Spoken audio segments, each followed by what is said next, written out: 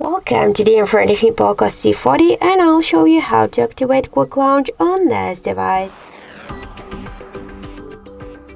So first we should just check and see that the quick launch, that by double press to the power key, we can lock the device.